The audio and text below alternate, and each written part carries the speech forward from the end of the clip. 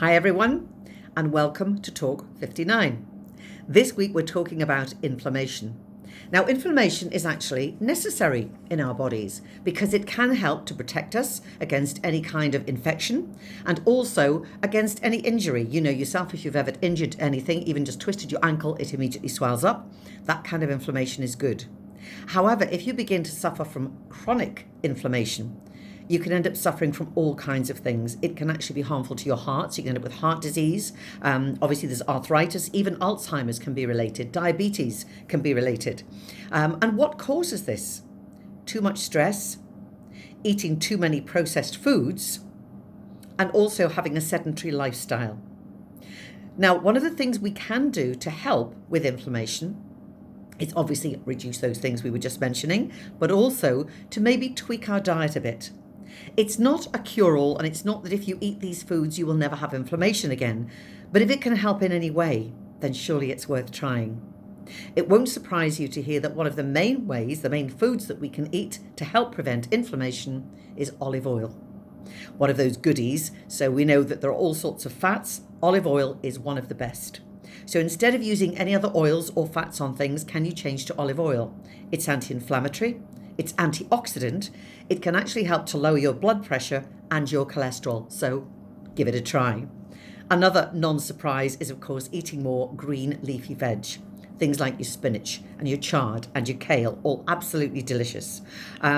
Also, there is broccoli. Now, broccoli is one of the heroes. It's not a green leafy veg, but if you had to choose a veg, I would say broccoli is one of the main for actually being good for so many things, but also being anti-inflammatory. Nuts and seeds.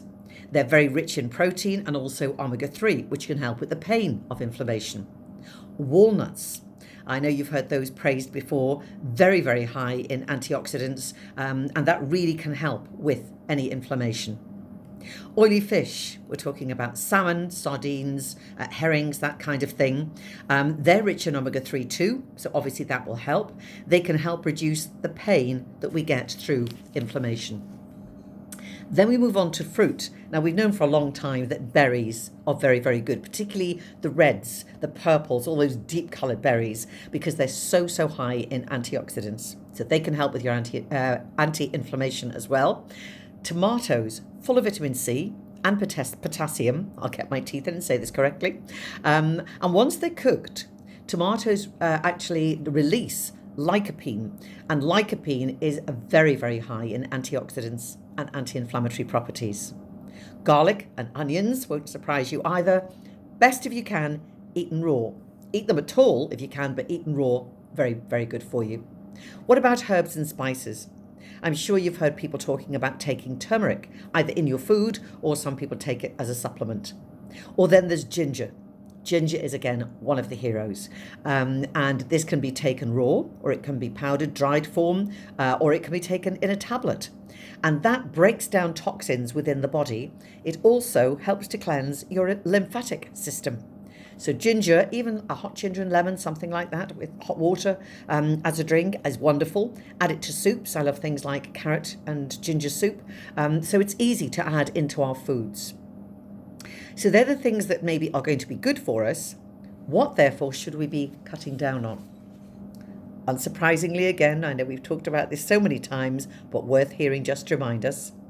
Dairy, all the milk and the cheese and the cream, all those kinds of things. Fatty meat. If you're going to eat red meat, try to make sure that you cut the fat off. Processed or cured meats. These are your sausages, your salamis, and even things like hams, that kind of thing. That's all been processed. Not particularly good for us at all, particularly from an inflammatory point of view. Alcohol, sorry, but there it is. Food additives. Monosodium glutamate, which comes in a lot of Chinese foods, particularly if you're getting takeaways, those kind of things. And also aspartame, which you'll find in an incredible number of foods. Worth checking the labels to see if they're in there. Sugar, a real baddie.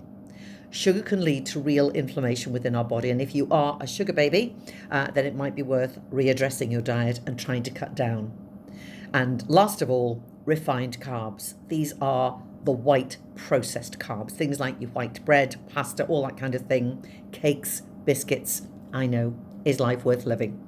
But it certainly won't be worth living if you get inflammation and you feel unwell or you're limited in your movement.